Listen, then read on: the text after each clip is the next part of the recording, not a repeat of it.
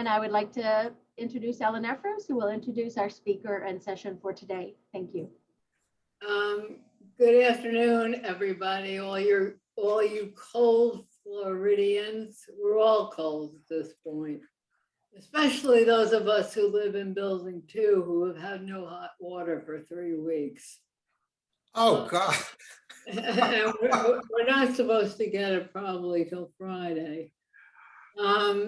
In any event, I'd like to introduce Dragan, and we either call him Dr. D or Dr. K, but I'm not even going to try his last name. I want to give you a little bit of background about him. He's a professor of Jewish, Dramatic, and Slavic studies. He is also affiliated, he also holds affiliated appointments and teaches in the film and media studies, European studies, as well as religion. Since 2016, he's been a visiting professor in the Graduate School of Philosophy at the European University in St. Petersburg, Russia. He holds a PhD degree in Slavic studies with an emphasis on critical theory from the University of Southern California in LA. And prior to joining the University of Florida as chair of Slavic studies, he was a director. What he's going to speak about today are 2 films that he actually wrote and directed, and they are called Liquid Memories, and he's going to play excerpts. He's going to play the 2 films, but he will take questions at the end, but he will also explain what you're going to be seeing and who you're going to be seeing and what the import of their actions are. So with that introduction, I'd like to turn the presentation over to Dragan. Thank you very much, Ellen. Thank you. It's an honor to be invited. But I think bringing you Frozen Time film will not help with your warm water in the building B or building 2. But indeed, thank you very much. And thank you for this generous introduction. To the day, today, 24th of January, 80 years ago, an event took place in my hometown, Novi Sad, which is in Serbia, which is, if you know where Hungary is, it's 100 kilometers away from the border with Hungary. It is today Serbia. It used to be Yugoslavia before the country fell apart in a civil war in the 1990s. But this event took place 80 years ago on the beaches, on the shores of the river Danube, which flows through by Novi Sad, then to Belgrade, and then to the Black Sea. You probably know of Danube from the waltzes by Strauss.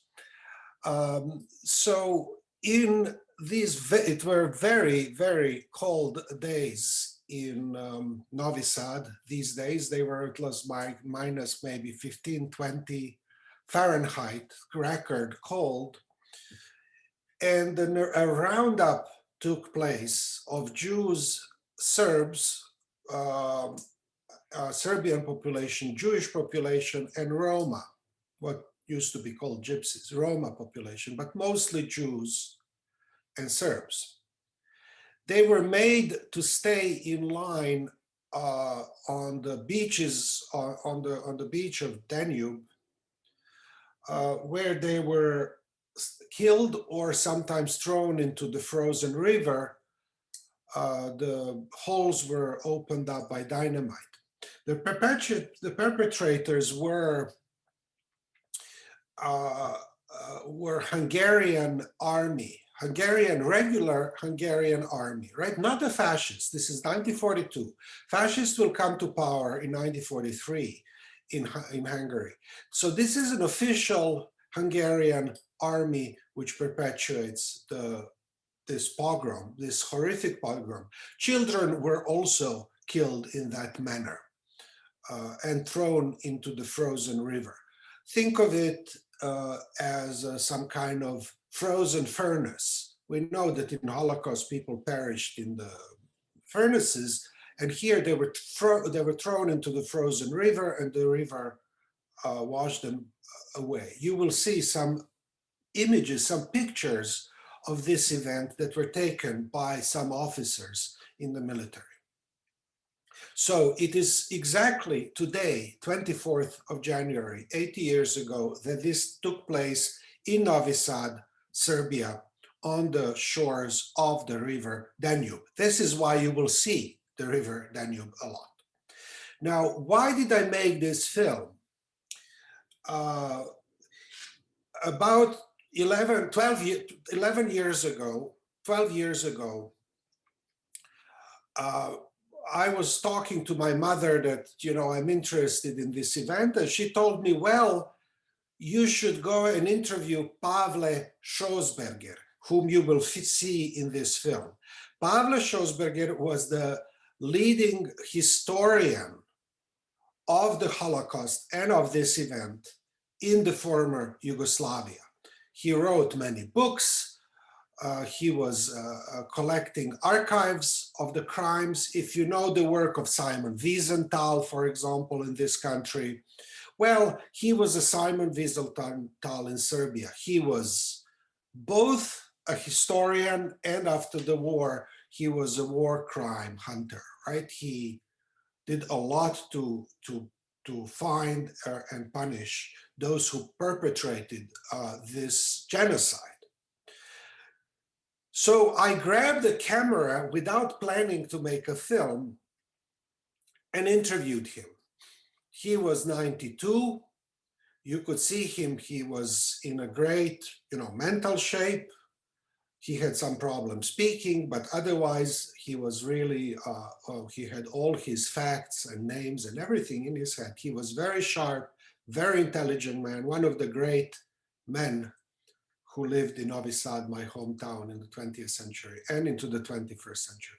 So I interviewed him because he documented this event and he speaks about this event.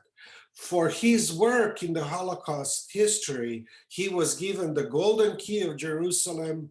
He is recipient of many honors from Israel and from the Hungarian government, current Hungarian government and Jewish community there. So Pavle Schoesberger. You will also see my mother in this short excerpt of the film. The film is about 1 hour, 15 minutes. The first part, I will show you 15 minutes condensed. There might be things that you may not understand that might not be readable or, they might go too fast. That is okay. I can always slow down afterwards and discuss it with you, right? I can tell you what it is. You give me your questions. If something is enigmatic, because I'm afraid there are parts of this film which go too fast for a short introduction. So the event is called Razzia or the roundup, Razzia, like in Italian, Razzia. Razzia in Novi Sad in 1942. You will also see my mother, who spoke in the film about Schoesberger and about her own deportation. She was deported as a resistor. She was in the resistance against the Nazis, the occupation, and was sent to, caught and sent to the camp at the age of 14. She was liberated at the end of the war. But at the age of 14, she was tortured by the police. She was beaten up, sent to the camps, and but survived. And in the camp, she made some very good friends whom she also talks about. So you will see two people in this, my late mother and the late, of blessed memory, Pavle Schosbecker. So this is the first part of the film, which takes place, as I said, Novi Sad, Danube. You will see documentary images from this event. And then I can answer a few questions and then go to the second part of the film, which was also filmed by chance. I didn't set up to make a Holocaust film, but then when I filmed Schosberger, I also was invited in Paris. I'm married to a French woman with a Jewish background, Brigitte Weltman-Aho. And we were invited to commemorate another event that took place in 1942. That event is known as the Roundup of Veldiv, Roundup of Velodrome d'Hiver, that is the biking stadium, velodrome, where some 15,000 Jews were rounded up in 1942 in June, July, in the summer, held there for about a week, and then transported to the death camps. Among these 15,000 people, there were 5,000 children. The roundup was done on this occasion by the officers, by the gendarmes of the cooperating government of France, cooperating with the Nazi occupiers. But the big shame of France was that this was done by officials of the then French state, albeit fascist and right-wing. They sent 5,000 children to death camps from that stadium. So we are talking June, July 1942. So 5 months after the events in Novi Sad, Roundup of Veldiv took place. There are a couple of films made, feature films made about this event. You may have seen Sarah's Keys, one film, and the other is called The Roundup, feature films. Why did I film this event? And how did I get to be invited to the commemoration of this event in Paris? You will see the commemoration of this event in the mayor's office in Paris. The event was held on the 70th anniversary, so 10 years ago, of this event. How did I get to be invited to this with my family? Well, out of these 5,000 children who were rounded up and then later all of them deported within days to Auschwitz, to the death camps, there were two children, brother and sister, who were miraculously saved by miracle and by extreme courage of their mother. Their mother sent them out of this roundup on the false pretext that they are sick, that they have scarlet fever. A doctor sent them out to the Rothschild Hospital in Paris, and then they were later on hidden through various networks in France which hid Jewish children, and they survived the war. After the war, they were adopted. And it happens that one of the brother and sister, the brother is my father-in-law, Marcel Weltman-Aho. So he was invited to speak about this and commemorate this event in his memory, and this is the first time he spoke about this publicly. So you will see Marcel talking about this in that event, which was, as I said, held under the auspices of the mayor of Paris and the president of France. It's a very big deal today that event. It's commemorated regularly. You will see the leading historian of the Holocaust in France, Serge Klarsfeld, who will introduce my father-in-law, and you will see my father-in-law talk about this event in Paris, and then I interviewed him in his home in Avignon. The last scenes of the film, you will see a museum curator in Orléans in France, leading us through the commemorative room dedicated to these children. It's called Cenotaph Room. So I will play now the first part of Frozen Time, Liquid Memories, which I condensed to 15 minutes. So it goes quickly. I hope you retain some of my introductory remarks and that they made it a little bit more clear what you will see. You can ask me questions. Maybe we can dedicate 5 minutes to clarify some basic things after the screening, the first part, and then we will watch 25 minutes, my selection of the second part of the film, which takes place in France. So with your permission, I will now play the first part of the film. If you have any questions right now, please ask me. I can always be interrupted, you know. Are you ready to see the film? Okay.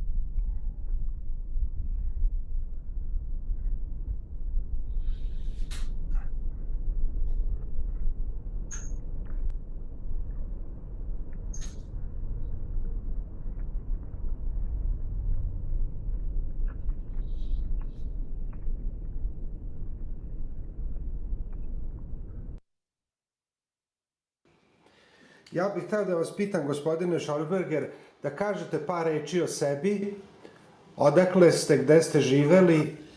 Mi smo najstarija jevrejska familija u Novom Sadu. Živimo od 1740. godina u Novom Sadu, porezom plaćajuće glave novosadske.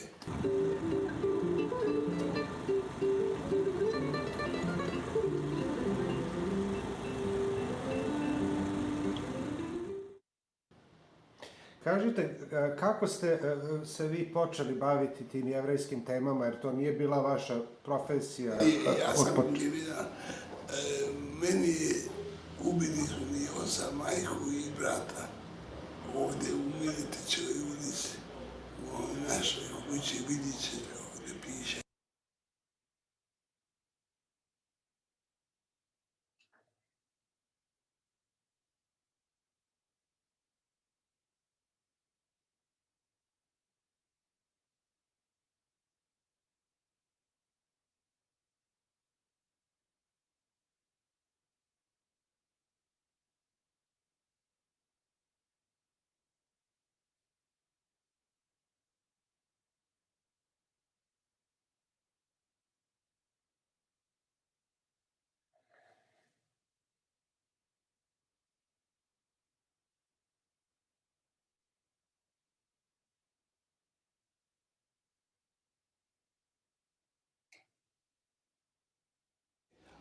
cijela druga familija otišla u Auschwitz.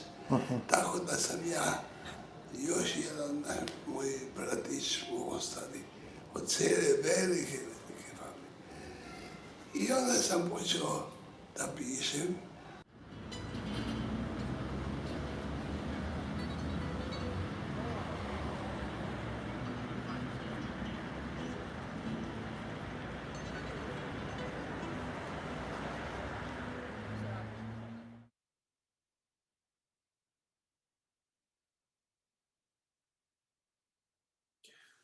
So this is another film, which I quote within my film.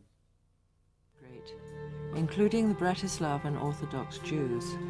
At that time, the Slovakian government's Aryan program was not yet preventing the emigration of the plundered Jews. The only possible destination was Palestine.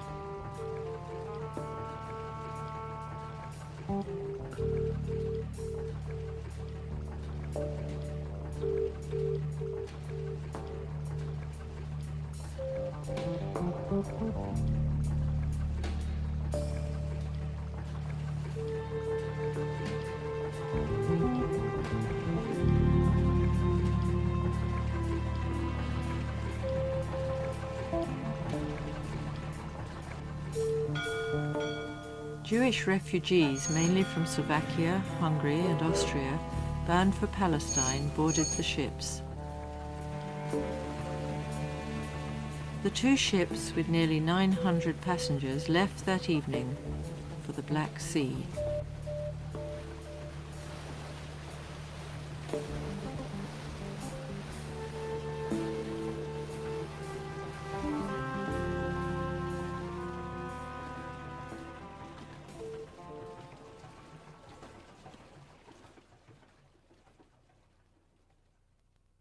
The Noemi Julia, after many adversities in the Sea of Marmara and through the Bosphorus, put into port at Haifa in Palestine on the 17th of September, Yom Kippur.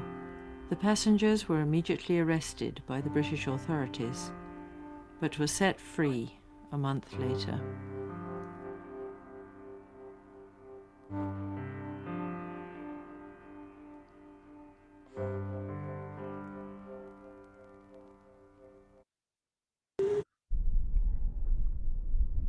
Oh, sorry. But were set free a month later.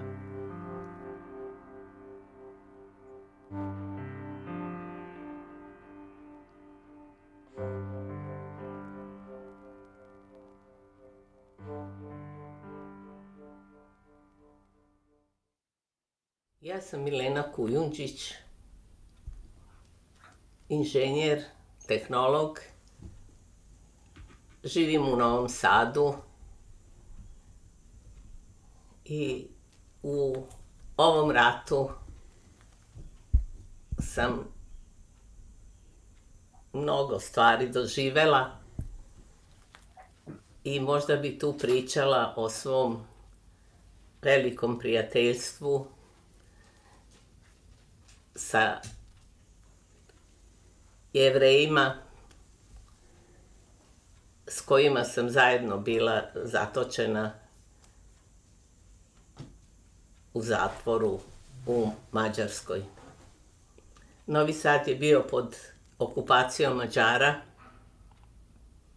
i velike pogrome je doživeo u Raciji 1940 i početkom 1942. godine, kada je ubijeno i bačeno u Dunav pod led, jer je bilo minus 30 stepeni, oko 1400 Novosađana, Jevreja, Srba i Cigana.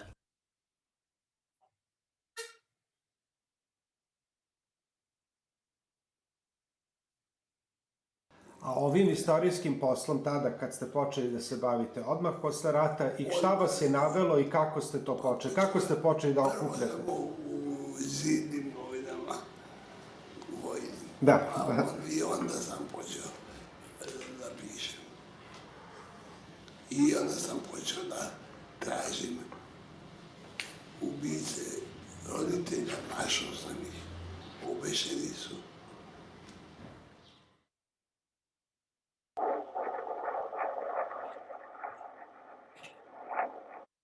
This is a quote from another film. So I have two films that are embedded in my film. This is a film called The Easter. It is about the Danube. So this may be a little bit enigmatic, but bear with me and I will explain. This is also filmed in Novi Sad from the other shore.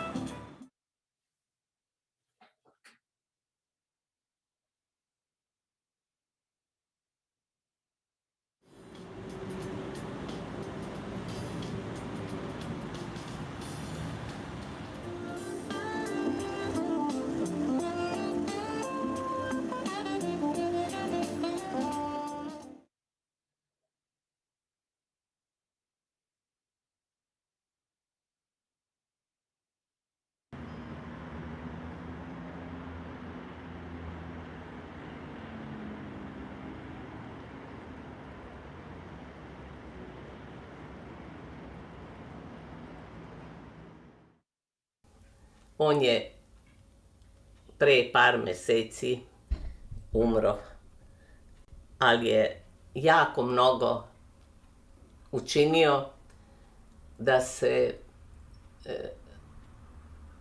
ne izbrišu i ne zaborave događaji koji su se ovde desili.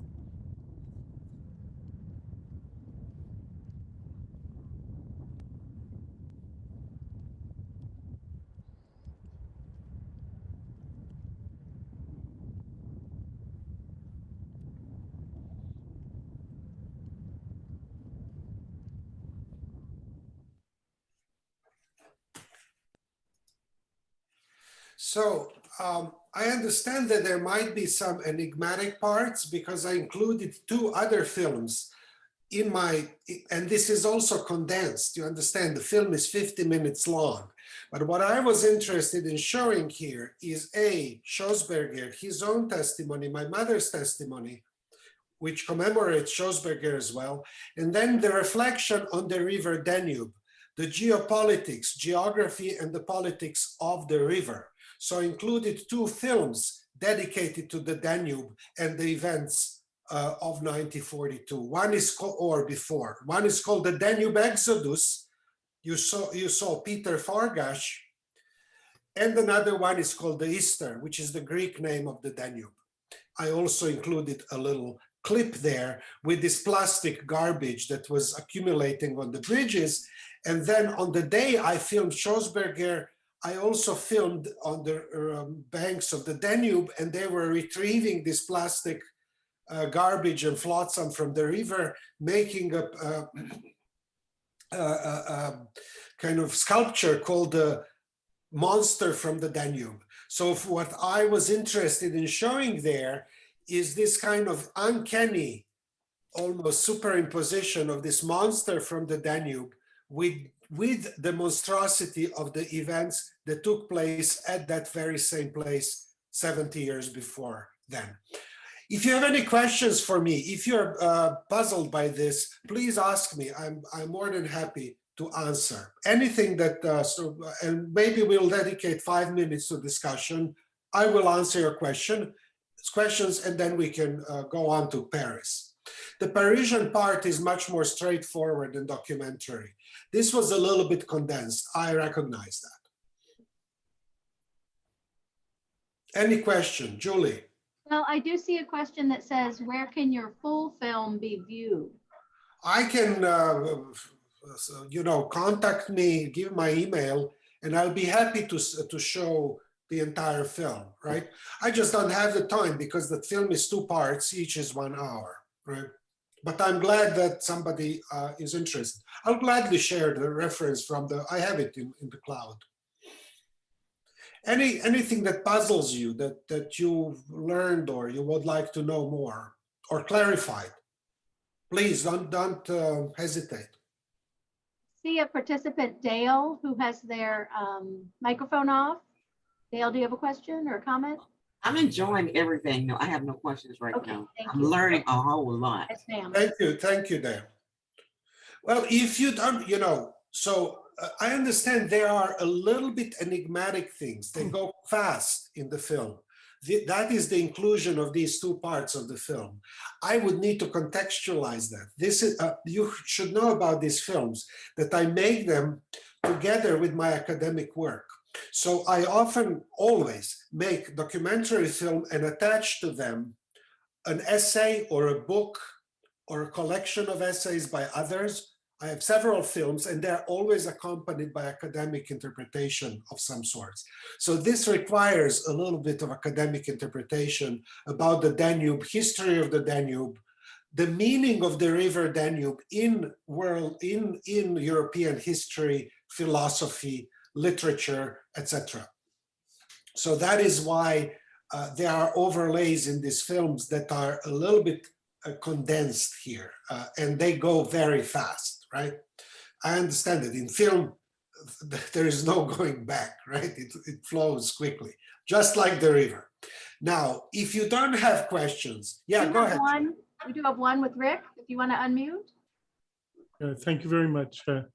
I assume that the trash was a symbolism of the removal of the Jews from Novi Sad. Well, I didn't, I just, yes, indeed. What interested me about this non-biodegradable, right, plastic that they fish out, I was interested in that being the metaphor of a memory which shouldn't and cannot be forgotten, right? That's the remains of this event, catastrophic event, with which I'm trying to build something and show it to the audience. And at the same time, as I'm filming this, on the day, it happens to be the day of the Danube. And on that day, they're constructing this sculpture, the monster from the Danube, to encourage recycling, right? Monster from the Danube. And the monster from the Danube, for me, is a metaphor of what happens to the Jews in 94. That is the monster. That is the real monster, right? So I'm trying to superimpose contemporary events, which I find there. I didn't, plan to film this. I just like I stumbled on that white ship that sailed in front of me. That was also not planned, right? I spent all in all 1 hour there. So yes, indeed, I'm interested in this, what is non-biodegradable in memory. What cannot and shouldn't be forgotten is something that we need to recycle, to process all the time, right? It doesn't go away. Just like plastic taken out of the Danube doesn't go away, but it can be retrieved and something can be done with it, like make a mock sculpture, right? Called The Monster from the Danube, which could be the title of my film also. It is also constructing out of these memories a commemorative narrative about this monstrosity that took place to citizens of Novi Sad, Jews, Serbs, Roma in 1942. Thank you.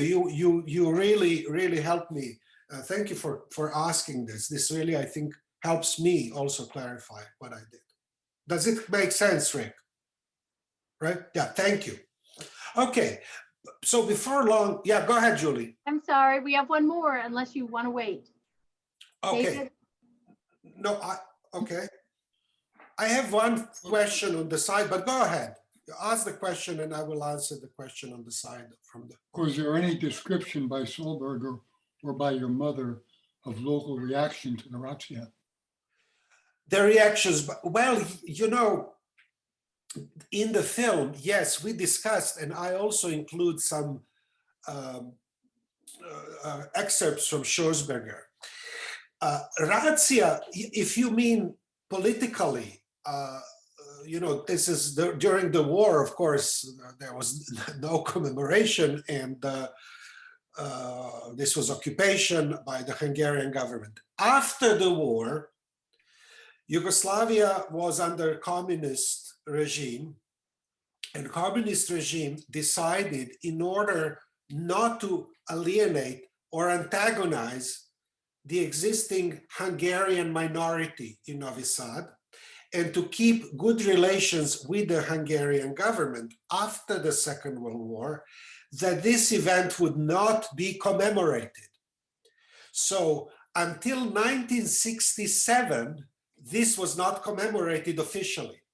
People would go on the bridge of Novi Sad, throw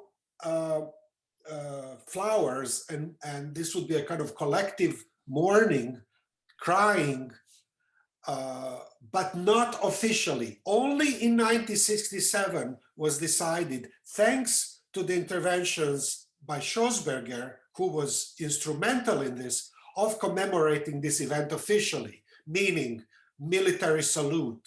The reefs were placed in the Danube from a military vessel, from a military ship. So official state commemoration took place, but only in 1967, right? 25 years after the event.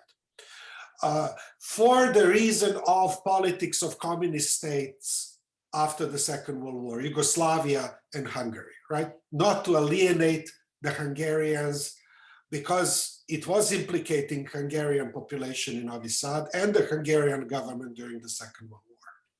Does it make sense what I am answering? Yeah? Yes, thank you. Yeah. And then the name of the artist who did the picture is Jovan Soldatovic. He was a partisan, a resistor, and he's one of the great artists in Yugoslavia after the Second World War. He was professor of the academy, really one of the great artists, and his name is Jovan Soldatovic. He actually witnessed the razzia as a partisan, as a resistor from the other shore of the Danube. So he was commissioned, and this was commissioned only after 1967 to build that commemorative monument and to put the plaques. And you saw 19 members of the Schossberger family listed on that plaque. There are plaques, there are hundreds of them, right? For 1,400 people, certainly in the hundreds. Thank you very much. If this is, so Soldatovic, I can send you references to his, I'd be happy to send you a Wikipedia or so. I will now turn to Paris. What you will see in Paris, the opening shot, it's silent, and then only after a minute or two you hear the noise. This is the town hall in Paris, Hôtel de Ville, in which a commemorative event was held in 2012 for the 70th anniversary of this event. So you will see my father-in-law testifying about what happened to him.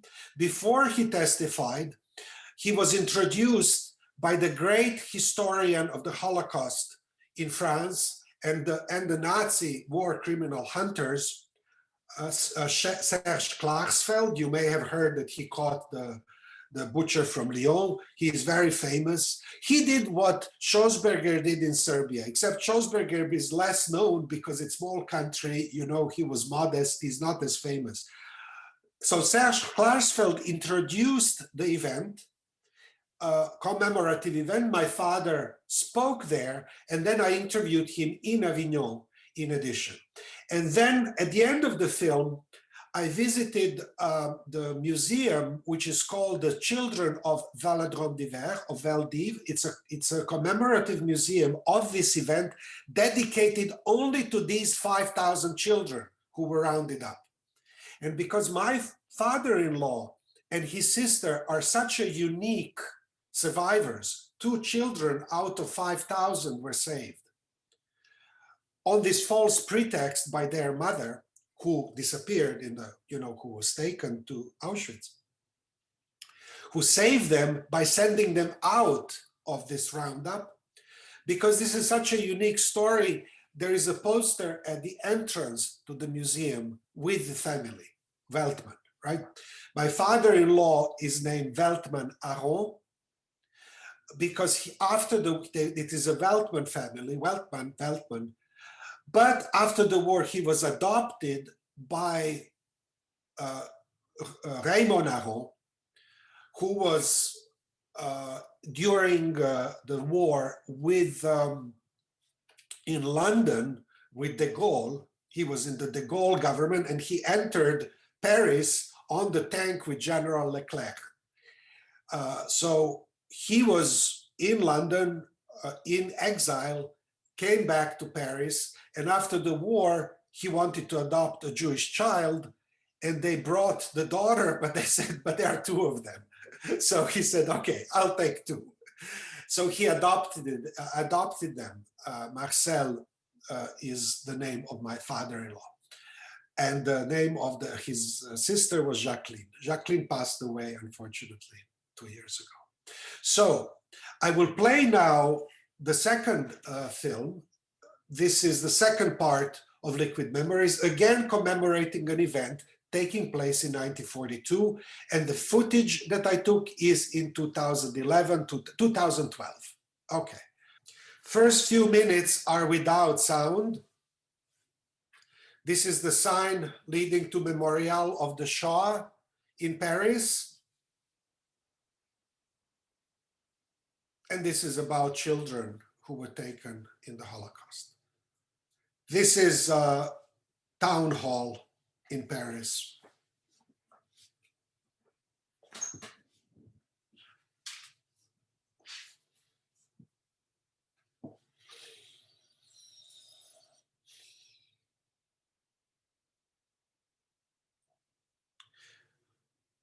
This is the announcement for the event commemorating the deportations of the children.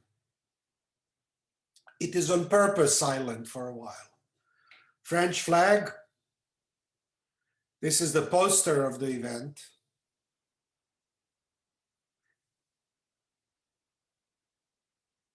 Children lined up to receive bread, Jewish children in 1942.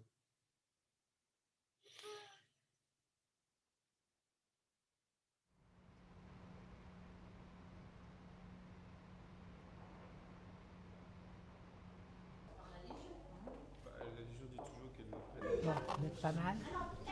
Vous êtes pas mal. On est très bien.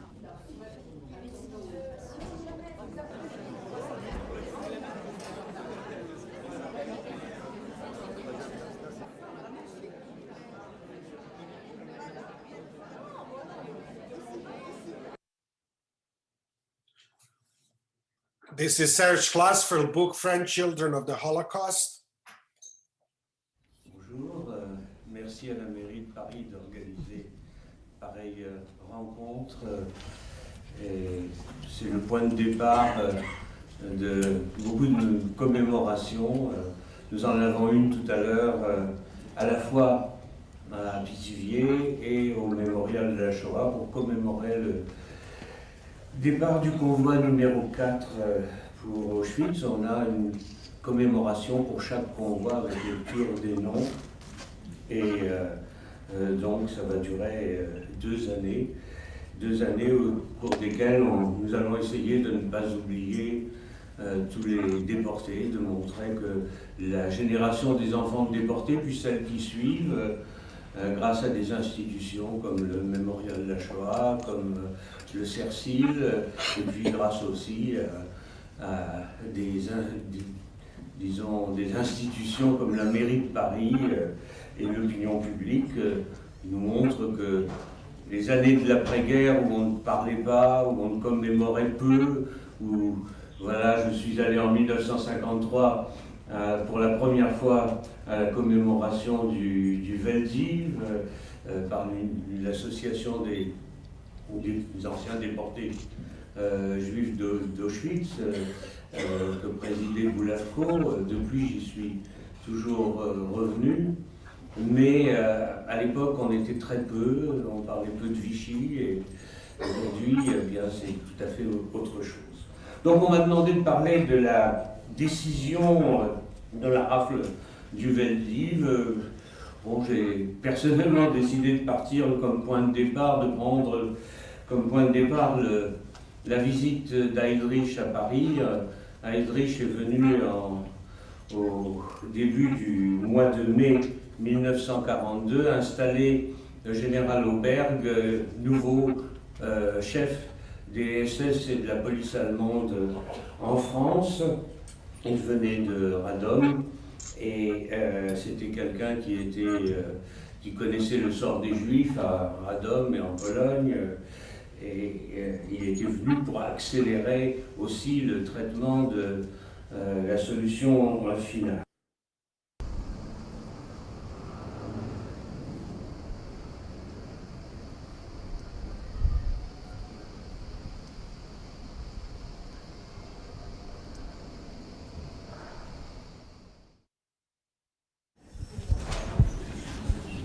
Madame Hélène Mouchardzet, présidente du CERCIL, a bien voulu me demander d'évoquer devant vous comment, pris dans la rafle de Veldiv, notre mère a pu nous en faire sortir, ma sœur et moi, au 3e jour, soit le samedi 18 juillet 1942. That is the sister. She didn't let me interview her. She was too modest.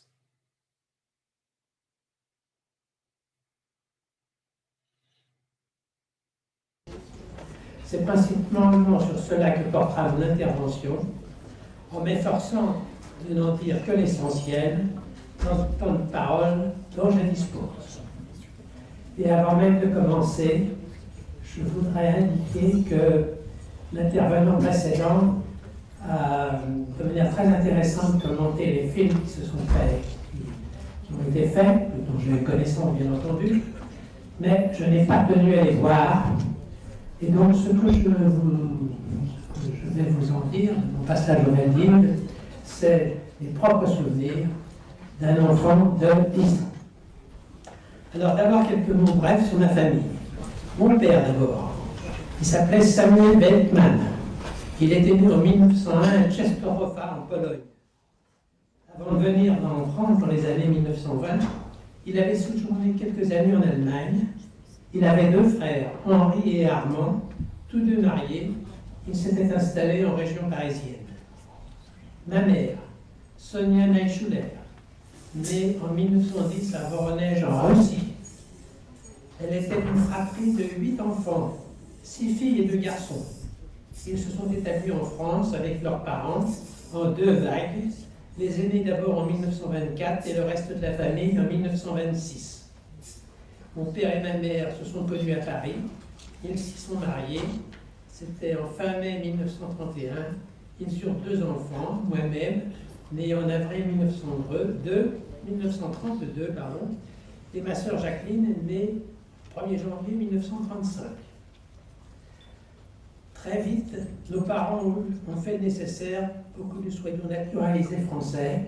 J'ai entendu dans les interventions précédentes aussi que beaucoup de Juifs qui n'avaient pas été naturalisés avaient pu faire naturaliser leurs enfants. Avec eux, rien d'inquiétant ne pouvait nous arriver. Nous les aimions, ils nous aimaient. Et puis, ce fut le temps des rafles, dont celle du Veldiv. 16 juillet 1942, 6 heures du matin, nous sommes réveillés par des coups violents dans la porte. Depuis quelques jours, nos parents paraissaient inquiets. On les avait entendus parler de rafles, sans comprendre de quoi il pouvait s'agir. Nos parents n'ont pas ouvert tout de suite, imaginant qu'on n'insisterait pas. Mais il a bien fallu qu'on finisse par ouvrir. 2 policiers français en civil nous ont alors indiqué avec calme qu'on venait nous arrêter, qu'il fallait préparer quelques affaires, que nous n'en aurions pas besoin pour longtemps, qu'il fallait être prêts sous 1h30, 2 heures. Ils ont proposé à ce moment à ma mère d'aller faire quelques achats de nourriture et que nous, ses enfants, pouvions l'accompagner. Après un moment d'hésitation, elle s'y est décidée et nous sommes partis avec elle, mon père restant à la maison avec les 2 policiers.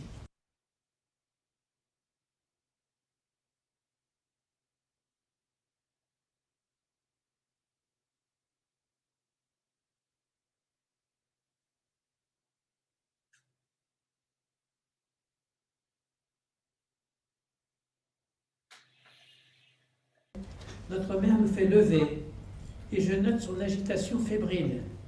Elle nous explique, avec peu de clarté pour nos jeunes esprits, qu'elle veut nous conduire à la visite médicale.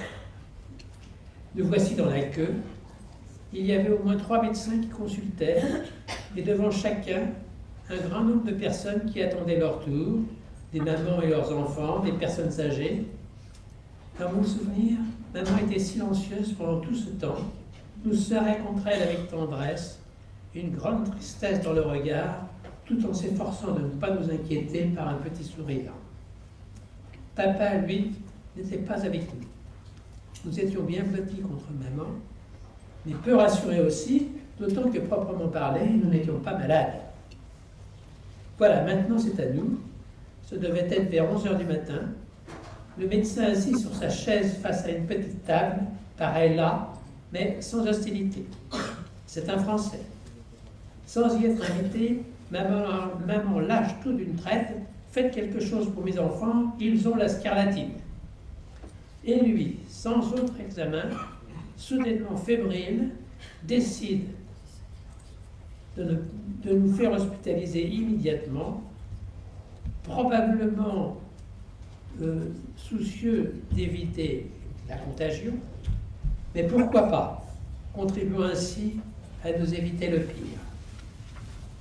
Les ordres sont donnés, et dans l'instant, ma sœur et moi, après une courte embrassade avec maman, mais sans avoir pu embrasser notre père, on nous arrache à elle. Et nous I apologize. aimions, il nous aimait. Et puis, qu'il fallait être prêt sous 1h30, 2 heures. Ils ont proposé à ce moment à ma mère d'aller faire face à une petite table, pareil là, mais sans hostilité. C'est un Français. Sans y être invité, maman lâche tout d'une traite. Faites quelque chose pour mes enfants, ils ont la scarlatine.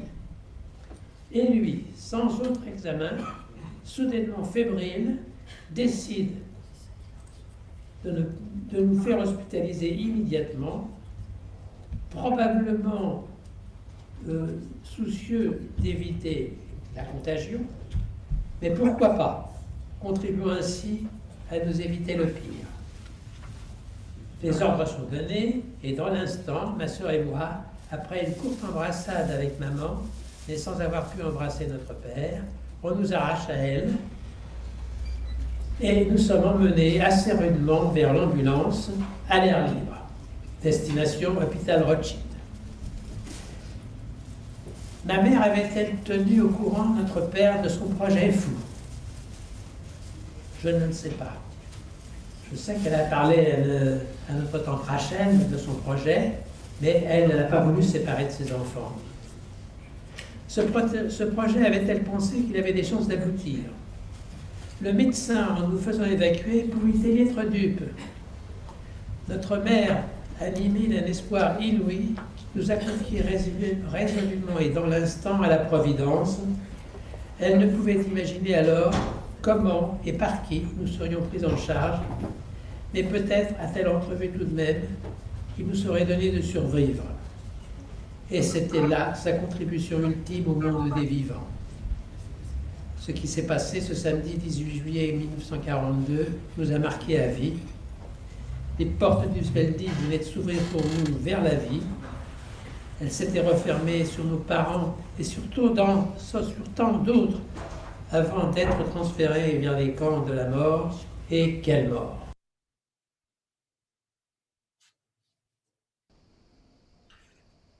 I will now move on. Notamment.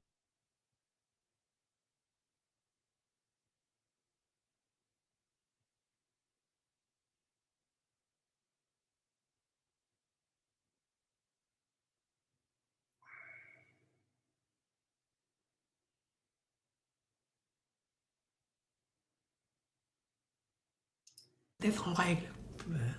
Alors dès qu'il apprenait qu'il fallait faire quelque chose vite, il le fait plutôt dans les premiers, quoi. Hein. Et à l'école, est-ce que vous avez senti un changement avec la commencement de la guerre? Mon souvenir est très évanescent, Ce dont je me souviens, c'est que à nos âges, nous devions quand même porter l'étoile juive. C'était en juin 42, ça. Hein. Et donc les classes n'étaient pas terminées. Donc je me souviens que parce que les Juifs devaient faire ça, alors on nous a cousu le truc. Hein. On n'a pas cherché à dissimuler que les parents n'ont pas cherché à nous dissimuler qu'on était Juifs. Donc quand on est arrivé, le premier jour on est arrivé avec ça sur un, forcément on a pu voir que des regards qui pointaient vers cette étoile qui était particulièrement belle en jaune et se voyait de loin, quoi. Hein. Bon. Et donc ça, je me souviens de ce jour de rentrée où on est venu avec l'étoile jaune. Enfin, je ne sais pas quel souvenir Jacqueline en a conservé, mais moi, j'ai compris quand même que c'était quelque chose qui était presque pas normal, quoi. Mais bon, comme c'était accepté par mes parents, je l'ai accepté. Mais par contre, ce dont je me souviens, c'est quand on est rentré en classe, le maître a dit à toute la classe, vous observez qu'il y a quelques enfants qui portent une étoile jaune sur la poitrine. Eh bien, le premier que je vois agressif par rapport à ça, hein, je le fous dehors. Donc, il y avait quand même après coup, moi, j'ai réalisé qu'il y avait quand même eu une sensibilité à cette distinction qui était quand même, qui n'était pas faite pour élever, quoi. Hein. Voilà. Vous avez participé à la commémoration de la rafle de Veldiv le 25 juin dernier. Pouvez-vous expliquer votre participation à cette commémoration et votre impression de cette journée? J'irai jusqu'à ce 25 juin de quelques semaines. Je n'ai jamais fait d'intervention publique sur ce qui nous est arrivé. Il se trouve que ma sœur Jacqueline a eu des rapports avec une personne très remarquable qui est Madame Jujundzic, qui a développé qui a mis sur pied un mémorial des enfants juifs morts en déportation à Orléans. Et ma sœur ayant été cachée pendant la guerre là-bas, c'est ma sœur qui a eu les premiers contacts avec elle. Et moi, à l'inauguration de ce mémorial, j'y suis allé. Je me suis présenté. Et donc, depuis, on a entretenu quelques relations. On est même pas allé passer une journée avec elle, qui nous a montré plein de choses intéressantes. Et puis, dans ce temps de mémoire du Veldiv, Madame Jujundzic m'a demandé si j'accepterais de rendre un témoignage qui était limité, puisqu'il s'agissait de dire comment on était rentré au Veldiv et comment on en était sorti. Combien d'enfants sont échappés de cette rafle? Est-ce que vous connaissez? Le calcul est simple et à la fois honnête. La rafle a eu lieu le jeudi 16 juillet. Le Veldiv a été vidé de ses occupants en direction, petite partie pour Drancy, mais beaucoup sur Pithiviers et sur Beaune-la-Rolande. C'est-à-dire que nous sommes restés le jeudi, vendredi, samedi, dimanche, lundi. Donc, dans ces 5 jours-là, je pense que la sortie dont nous avons pu bénéficier doit être unique. Parce qu'il n'y a pas eu d'autres visites médicales qui avaient été proposées. Et puis parce qu'avant, il n'y en avait pas eu non plus. Par contre, ce qui est très probable, c'est que des enfants des enfants quand ils étaient dans la tranche d'âge 14, plutôt 15, 16, 17 ans, peut-être même pas 17 ans, mais 15, 16 ans, sûrement, il y en a qui ont dû pouvoir sortir, mais quand ils ont dû voir les conditions dans lesquelles on vivait, quand des jeunes se sont présentés dans la nuit au portail sous prétexte de respirer un peu parce que l'air était irrespirable, je crois qu'ils ont fermé les yeux sur le fait qu'ils aient pu s'en aller quelques jeunes. Mais c'est pas des dizaines. Alors, tu peux rappeler comment tu es sorti, toi,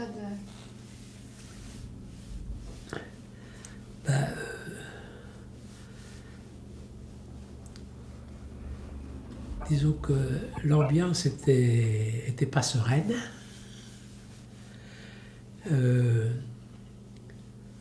C'était 13 000 juifs ensemble, j'en ai jamais vu autant. Et à part les aboiements au micro pour donner des instructions, pour donner des ordres, pour donner éventuellement une information, ce qu'on entendait surtout, c'est un brouhaha où les pleurs étaient les bruits les plus importants, quoi. Donc c'est une... je sais pas comment dire...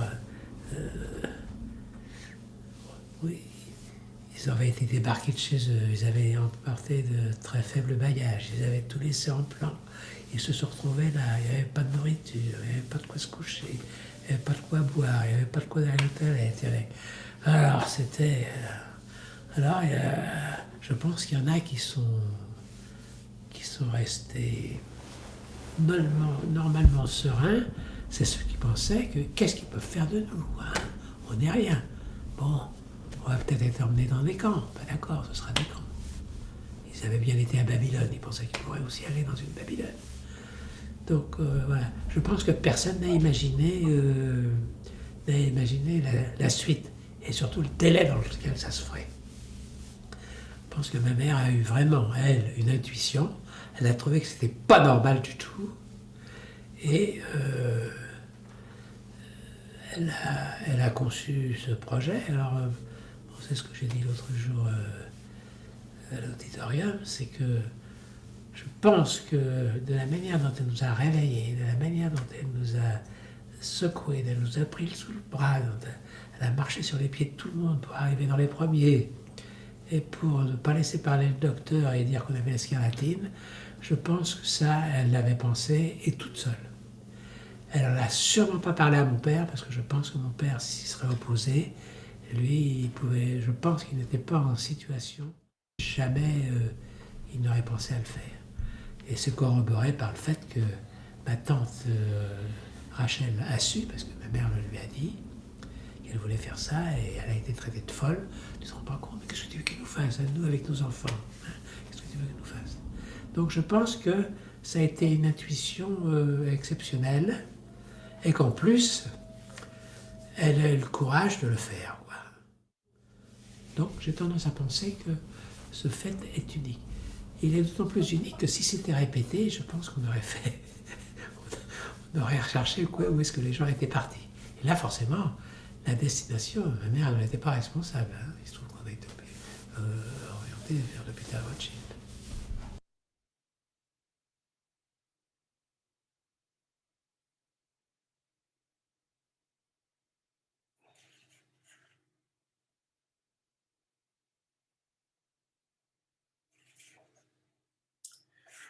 Okay.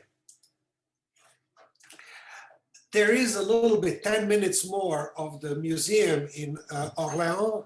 If you want, and if there is time, I will show you of that museum for children of Vélodrome d'Hiver, where I interviewed Madame Hélène Mouchard-Zé. But maybe I should open this to discussion just of this episode of these two children almost miraculously saved by their mother, who sent them out of that roundup feeling that there is something wrong happening, not telling her husband, telling only her sister. And the rest of the family, sisters who were there with their children, of course, they were deported to Auschwitz, so including the mother and the father of Marcel and Jacqueline.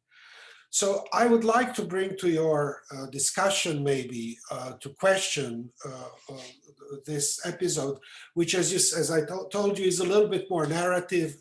It slows down a little bit because this testimony is so powerful that it doesn't need any cinematic intervention. I'm open to your question. I see on the side there are questions. You're welcome to,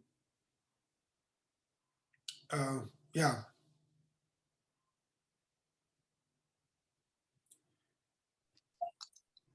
We have nine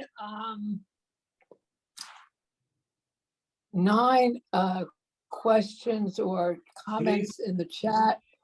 So why don't we go through those? Yeah, okay. Anne says the shoes memorial in Budapest is very moving. Indeed, I also have a shot of these shoes in the larger film, right? In Budapest, north of Novi Sad, there was, this is in 1943, so a little bit later, there was another execution of the Jews where they were thrown into Danube.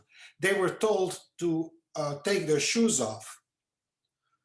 And so the shoes are made of bronze now on the shores of the Danube up north in Budapest. Budapest is about 300 kilometers along the Danube to the north. So yes, it's a very moving sculpture, and I also had that in my film. You are saying that the plaque from Tammy is in Hebrew, not to annoy the local population. I guess this is about the memorial in Budapest. The memorial in Novi Sad is also in Serbo-Croat. So, okay, you are giving me more. Larry also produced some references to the shoes in Budapest. As I said, this is a different event that took place a year later in Budapest, in the north. Once the government changed and became Nazi, the fascists came to power in 1943 in Budapest. But in Novi Sad, just like in Paris, the big shame of both these events, it is done by, in case of Novi Sad, Hungarian military. So these are officers who swore, allegiance to the Saint Stephen king and crown, pledged allegiance to the honor of the officers who were throwing children into the Danube. In France, it was the official French government who participated of the time, collaborating government, Vichy government, which collaborated and sent their own children, French children, to the camps, Jewish French children. That is why my father-in-law insists that while the parents were not yet citizens, the children were. Both he and his sister, and all children who were sent to Auschwitz from that roundup were French children, French Jews, right? So the state sent its own children, children of France, Jewish French children, but French citizens nonetheless, to Auschwitz. Okay, please ask me questions if you have anything to clarify, or I can also show you the end of the film about the museum. Let's go ahead and go with Rick right now. Okay, go ahead. Could you address the reluctance of the French government and French society to acknowledge what went on in Valdiv and other actions that the French government took to persecute the Jewish population? Well, this particular event, so this is again part of the larger film. I interviewed the director of the Children's Museum, Valdiv, it's called Children of Valdiv, museum in Orléans, next to Paris, 1 hour away from Paris, whose name is Hélène Mouchard-Zé. Her father was Jean Zé. He was a minister in the Blum government in France before the war, who was arrested by the militia and killed. So there is an avenue Jean Zé in Orléans and in Paris and so on. He's a very famous historical figure. So the daughter is the director of that museum. And she also wrote how, not unlike in Novi Sad, it took even longer. It took almost 40 years to the 80s until this deportation of children was starting to be officially commemorated in France, because it was such a shameful moment in French history that France sent 5,000 children to Auschwitz, right? In one swoop, one fell swoop, one deportation from Veldiv to Auschwitz within 5 days. And it was so shocking that French public opinion didn't quite know about this until the 80s.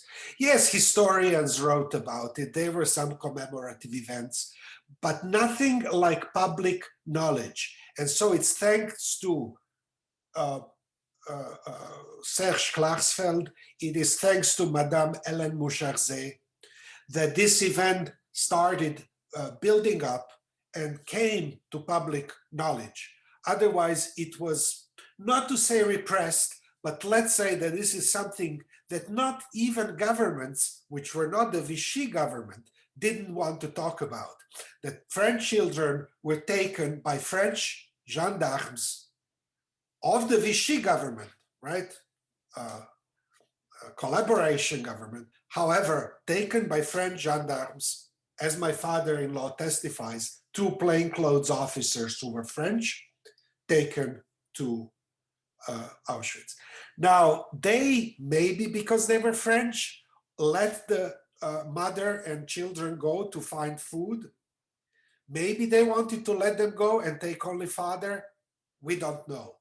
Did this doctor want to let these 2 children, at least out of these thousands, go out? We don't know. Was he trying to buy alibi for himself after the war to say, well, at least I saved, 2 children? We don't know. Or was he simply duped by the mother who said they have scarlet fever, which is highly contagious, and he just sent them out? He was not worried for sure about the health of the Jews in that roundup, because they were all sent to the death camps. And very quickly, they were deported to transition camps, and 2 weeks later, these camps were all emptied out, and all of them were immediately executed upon arrival to Auschwitz, because these were mother and children. You know that it was children and their mothers, Jewish children and mothers, who were usually eliminated first because they couldn't be used as labor, and they were the future of Jewry, Jewish children, so they would go the first. So this is a kind of an amazing intuition of this woman who thought, there is something wrong here. It cannot end well. And she sent the children away from her, sent them out, and she didn't know where she was sending them. Just out, just go, just leave. And they were taken to the Rothschild Hospital, and then through clandestine networks in France, they were saved. This goes to show that one should not generalize. There was a Vichy government in France which collaborated and sent Jews to Jewish children even to the death camps. But then these children were also saved by, the sister was in a Protestant, some kind of Protestant institution that took her in, and my father-in-law was kept by peasants in the countryside, farmers, Catholics, risking their lives to save these children. So, you see the best and the worst of the country in these situations, because the sister was saved in an orphanage, which was Protestant orphanage, but everybody knew she was a Jewish child.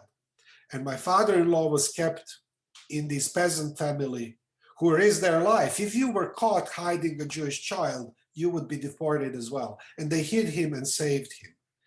So you could see the worst and the best in this catastrophe, right?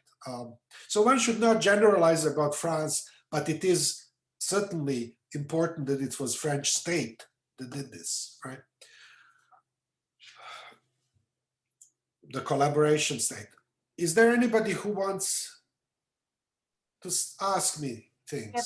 Tom George, go ahead. Yes, were any of the officials in the Vichy French government ever prosecuted for this? Oh yes, of course, yeah. And the historian whom you saw, Serge Klarsfeld, was instrumental in finding them, because, you know, they hid, well, yeah, yes, they were. After the war, there was a puration, so-called epuration of France, and yes, they were found, but of course, not everybody. But yeah, yes, they were.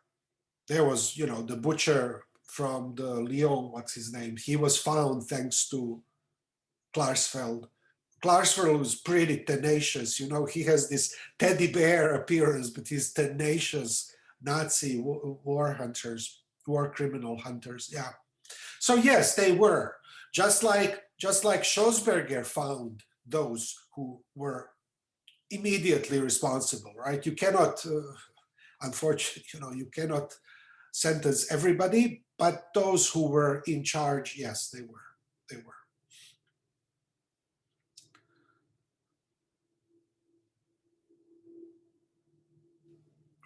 Julie, do you want me to show a little bit more of the film, or we can wrap this up if people are tired because our time is running out? We have gone over, but that's up to you and Ellen. You know, the rest is just the museum I took picture. What is interesting about this museum, it's dedicated just to these children. Maybe I can show you. Love it. If anyone needs to go at this time, you're welcome to. Yeah, you're welcome to leave. I can keep it going. Ellen.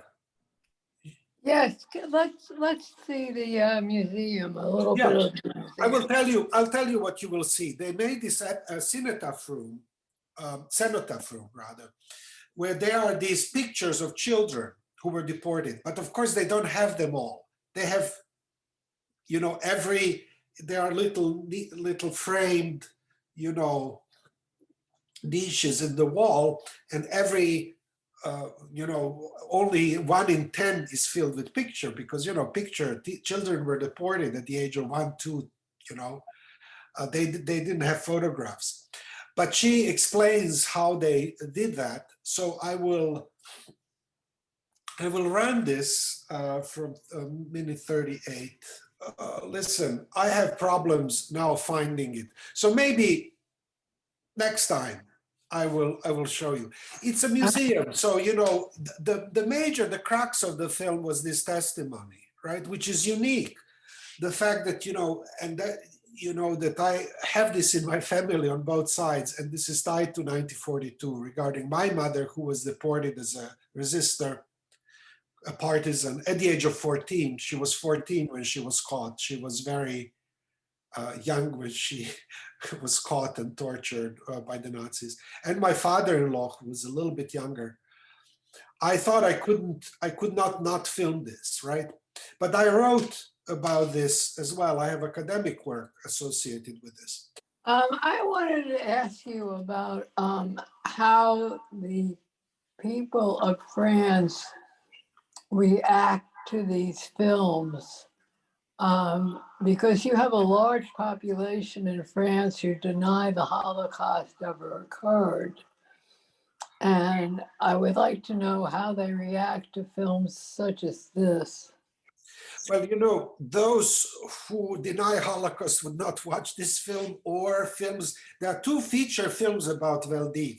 One is called The Roundup, Le Rafle, and the other is called Sarah's Key. So these films are, you know, available. Historical evidence is produced. Museums are built around this. And I can tell you that for the commemoration of this event in 2012, in the City Hall, there was an exhibit of children's letters from Veldiv. They were writing, and what they could retrieve, right? What was left. These children were deported, but they left written evidence, diaries and so on, that were collected when Veldiv was emptied, that which was collected and was put into an exhibit in Paris. There was, for the duration of this exhibit in the town hall in the center of Paris, that's, you know, the central place of French government, there was around the building line to enter that exhibit. So, you know, Holocaust deniers, yes, they exist. What we can do is testify and fight for truth and for testimony.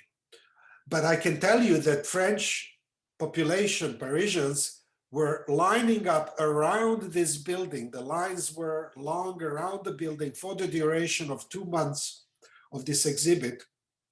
We were shown before it was open during this commemorative event. We got a private